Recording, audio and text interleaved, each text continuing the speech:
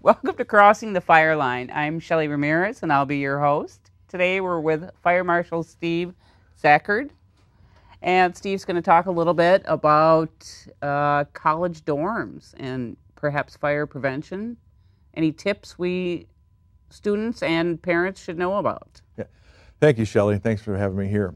There's a number of things both students and their parents, when looking for college housing, should take into consideration. First of all, give preference to housing that's sprinkled, protected with the fire sprinkler system. That's the best fire protection you can have, especially in housing, because housing is where most fires start, and housing is where most people are killed. Nationally, 80% of people are killed right in their own homes where they feel the safest. In St. Paul, 100% of the fire casualties we have are in their homes, and some of it's in student housing, both on-campus student housing and off-campus student housing. And the things that cause fires in student housing are some of the same things that cause fires in any homes. The number one cause is cooking, careless cooking. And so we have a saying, well, if you cook, stay and look. Don't leave your cooking unattended. If you're going to leave the house, turn the stove off. Smoking, careless smoking. Even though more people are smoking outside, including college students, they're still carelessly discarding their cigarette materials into waste baskets, into potted plants, which can burn, or into overflowing butt cans, and so one hot cigarette can start them all back on fire. So cooking, smoking, and in the case of college environment where they have a lot of electronics, electrical fires are pretty common too, because they overload the circuit. Sometimes this off-campus student housing especially is in the older homes which have weaker electrical systems, and with all the microwaves and hair dryers and computer equipment and stereo and such that college kids have with them, they can easily overload the electrical system, particularly in an older home. Do they still have fire drills at colleges, or is that? Some do and some don't. The law requires it in schools, public schools, but not in colleges. So that's another thing parents and the students should look at is what kind of schedule for fire drills do they have? What kind of training does the staff have in case of an emergency, whether it's a fire or a tornado? What kind of training does the staff have, and how long do they practice, or how often do they practice that? And then also drills. They should have drills monthly, and always try to find two ways out, especially in rooms used for sleeping. The law requires that. One can be a door, the other can be a window, but it needs to be large enough and easily enough to open that you can get out in case of emergency. Gotcha. Is there any special type of furnishings or things that perhaps they shouldn't have in the dorms? Well, one thing they shouldn't have anything flammable, and that's true in any housing. So if they're artists, they sometimes have flammable liquids, gasoline for the lawnmower or snow blower. That should all be kept outside of the house. Flammable liquids, when they leak, are very volatile, heavier than air, and can easily find an ignition source at the water heater or furnace or stove. So keep anything flammable out of the house. And just general housekeeping, which might be poor among college students, but poor housekeeping can really be a fire hazard, with combustibles too close to ignition sources, with trip hazards and exits blocked by poor housekeeping. So just good housekeeping makes for good fire safety. Gotcha. What about smoke detectors? I'm sure that's sort of a must. Yes, smoke detectors are required outside of each room used for sleeping, but we also recommend you put them inside the bedroom too. And they should be interconnected, so if one goes off, they all go off. And that way a fire might be starting in the basement while you're asleep. You'll know about it when you're upstairs sleeping. And carbon monoxide detectors too are required outside of each sleeping room in case there's a CO leak, because that's a colorless, odorless gas that can poison you in your sleep and you'll never wake up. Is there some sort of time frame? I think all of us in our own homes test our smoke detectors. Yeah, smoke detectors should be tested at least monthly, and the students can do that. Just push the test button and make sure they all work. And if they don't work, then make sure you inform the landlord or the college that it needs to be repaired, and they have to repair it right away. And I'm assuming that part of the training could possibly include some evacuation direction? Well, yeah, the training should be an exit drill where you find two ways out, where you get out, and where do you meet afterwards, so you know that everybody's out. College housing can be overcrowded. You could have more people in there than probably you should, and you need to count for all of them that get out. And then if somebody doesn't get out, then let the fire department know when they arrive somebody's still in the house and where they might be, so we can go rescue them. So what happens when, in a student's dorm, they have all sort of things plugged in, their computers, their iPods, their cell phones. Is that okay to have all of this stuff plugged in? You can if you do it right. First, don't use extension cords for that. Use power strips. Extension cords are just for temporary use for portable appliances. They're not really to be used the way they are. But a power strip with a surge protector built in is what you should use to power that stuff. And don't string them together. Hook one power strip to another power strip. If you need a longer one, buy one that's long enough for your needs. And finally, Steve, if a student or a parent wants to report a hazard, who should they call? They should call the city's information and complaint line. Inspections are done now by the Department of Safety and Inspections, and their number is 651-266-8989. That's for calling in all kinds of problems, from potholes, unshoveled sidewalks, to fire hazards as well. Good to know. Good to know. We brought a video along, or Steve brought a video along, and we're going to watch it and find out what we've learned about college safety dorms. Yeah, we built a dorm room and simulating a dormitory room with common furnishings, curtains and furniture, and then we started a fire like somebody dropped a cigarette in a wastebasket. And it demonstrates vividly, graphically, just how fast a fire can travel in a normal dormitory environment. So you don't have much time to get out, as you'll see in the video. Wow, this should be good to watch. All right, let's watch the video. Frying an egg on your stove is no big deal. But when you can fry an egg on top of your living room lamp, that is a big deal. Kind of a scary deal.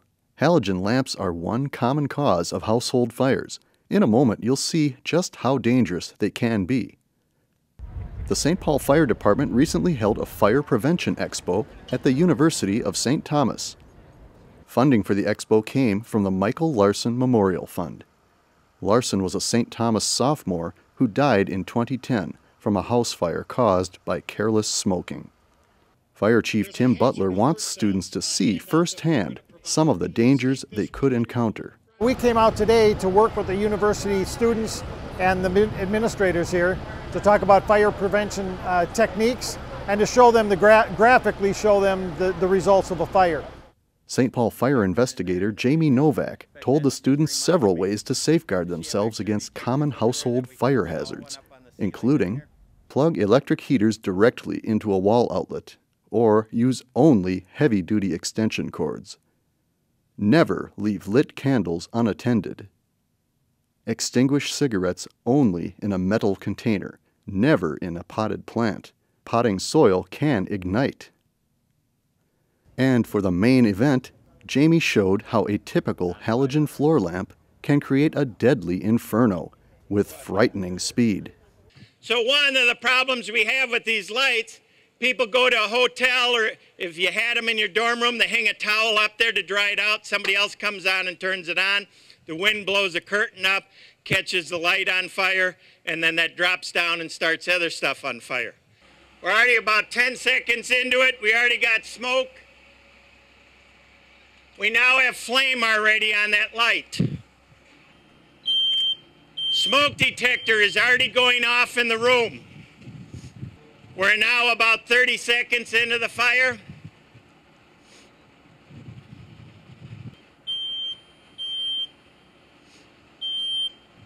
Now it's caught the curtains on fire. Now you see the curtains are melting and dripping and dropping the fire to the floor, to the chair. See all the smoke? See how the smoke is on the upper layer? That's why we tell you in a fire to crawl low. What's the ceiling temp? 200 degrees at the ceiling, 230 at the ceiling and rising. Now we got the chair on fire. Now we're 1:45 minutes into the fire. Ceiling temp? Just turned 300 degrees at the ceiling. Hot What's as your the oven. floor temp? Floor temp's 101 right now. So see, only 100 at the floor, 300 at the ceiling. Why you crawl low and smoke? Look how that smoke is already down about 3 feet. 500 degrees at the ceiling, 600. Now you're getting 700. this hot gas layer. It's rolling across the ceiling. That's going to start preheating. Look at the arm of the chair. 1,000 degrees at the ceiling. Now we're 1,000 degrees at the ceiling. You will see the rest of the room start to catch on fire. Look at the other curtains. I'm going to get out here so I can pull my other camera out. 1,300 degrees at the ceiling, folks. Now you see how the bed is starting to smoke?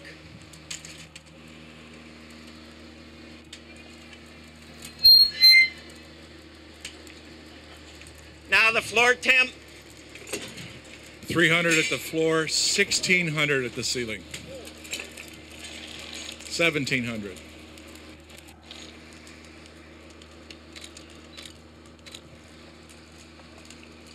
Okay, guys, go ahead. Put it out. There you go.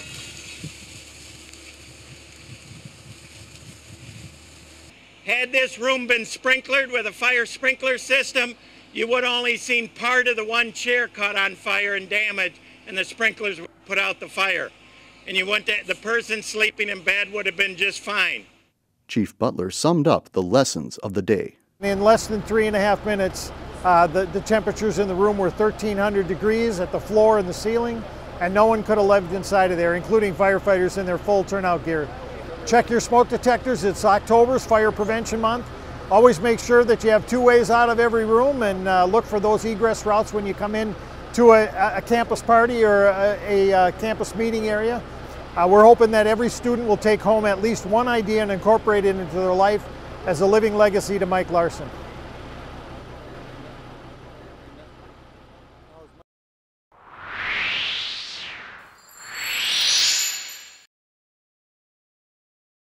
Okay, we're back with Deputy Chief Matt Simpson. Welcome.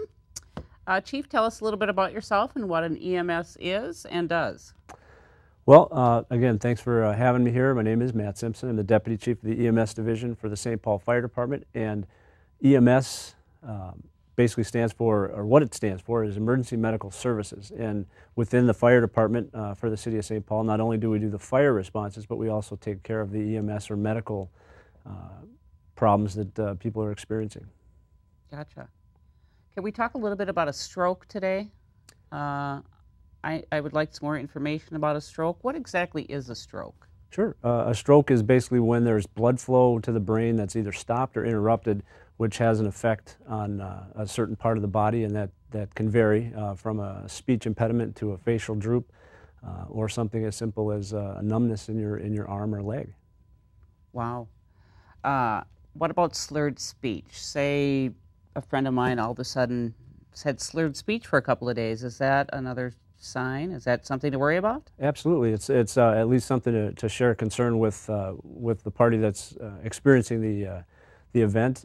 If it's not normal for them, 911 is appropriate to call. Find out how they're feeling, if they're having any other symptoms such as a headache or vision issues. All those can kind of be precursors to a major event, or in the middle of a major event that we call a stroke. What if I'm given a Cincinnati test? What is a Cincinnati test? What's that all about? Sure, and not that we come out and we give tests for whether pass or fail points come into play, but what that does is helps us determine how the patient's reacting. We do a series of tests. We do a smile test, so we ask the patient to smile at us. We're looking for equal facial expression. If there's one side that's not using the muscle tone, we have a big concern there if that's not normal. There's the second portion of that test is an arm drift test. So we have the patient close their eyes and they'll hold their arms out in front of them. And what that does is it allows us to identify if there's a certain arm that falls toward the ground or drifts off to the side. And that's a positive example of something that we can share with the doctors when we get to the hospital. And of course, they're going to do follow-up procedures and tests once we get to the hospital as well. But then the last one is having the patient speak in a sentence, and we'll ask them to say, and it can be any sentence that we would deliver to and ask the patient to repeat. But if they can't do that successfully, that's another identifier that we will share with the hospital and say, okay, they didn't pass the arm test, they didn't pass the speech test, and we noticed that there was a little droop on a facial expression, and we'll identify that. Gotcha. Okay, so let's say I woke up and I couldn't see out of my right eye. I had some numbness, and then it went away. Does that mean I'm okay, or I maybe just slept funny? Yeah, no, that's another very good question, and what I would suggest is, again, treat that as if you're having a stroke. Call 911, let us evaluate. If you have symptoms such as that, those are oftentimes related to a precursor to a stroke, or what they call a transient ischemic attack, or a TIA, better known by most people, and absolutely something to be concerned about. We'll get to the doctor, get to the hospital, and they can do other tests. To get to the doctor, am I okay to drive myself to the doctor, or should I be taking an ambulance? Yep. I would say not having a personal vehicle, not even having somebody take you, because we don't know at what stage your stroke or transient ischemic attack, TIA, would be at. You could pass out when you're driving, injure yourself, injure others. Obviously, a great concern to us. So that's why we'd prefer that you took 911 and drove in an ambulance. And well, what about my house then? Am I okay to just leave my house? Is somebody going to be there watching it for me, or how? Well, we would treat it just as if you're going on, out shopping or something. We would make sure that your house is secured. We'd take your keys with us, and if there's a family member there, we would have them do it. Yeah, pets are another concern. We would put them in a kennel if that's something we could do. Otherwise, we'll let them have the house. Great. Is there anything else you can tell me about a stroke? I kind of covered all my questions, I think. Yeah, I think it's just the general awareness. Identify if you're having headaches that are not normal for you, if you have speech issues that are not normal for you, any gait issues, which would be walking, and if you notice any of these differences, your blood pressure maybe is out of control, make sure you get to the doctor and share those concerns with your family physician before it becomes an issue and you have to call 911. Great. Well, thanks, Chief Simpson, for being here, and we look forward to upcoming shows with all your EMS tips you have for everyone. Great. Thanks for having me. Yep. And stay tuned. We have a brief update coming from the Fire Chief, Tim Butler, about the brand new Minnesota Memorial for Fallen Firefighters. Good. And that's it? That's a take. That's a wrap. That's a good one. We'll keep it. Over the years, October has proven to be the deadliest month for the St. Paul firefighters. Since 1855, 8 firefighters have been killed in the line of duty during the month of October. The deadliest incident occurred on the night of October 21st, 1900, when a brisk southwest wind fanned a fire that consumed several buildings. About 2:45 a.m., the top story of a 3-story brick warehouse owned by the McCormick Harvester Company collapsed and trapped 8 firefighters under bricks, heavy timber, and machinery from inside the warehouse. Firefighters worked for over 9 hours to dig out the buried men. 3 escaped without serious injuries, but 4 died on the scene, and a 5th firefighter died 3 days later from his injuries. The Midway Fire, as it's known, remains the deadliest fire in the department history in terms of the number of firefighters killed. On October 21st, the St. Paul Fire Department will pause for a moment to remember the 5 St. Paul firefighters killed in the Midway Fire of 1900. Second Assistant Chief William Irvin, Lieutenant Francis Eady, Second Pipeman Bertram Irish, Second Pipeman Andrew Johnson, and driver Louis Wagner. Please feel entirely free to join us in that remembrance from wherever you may be.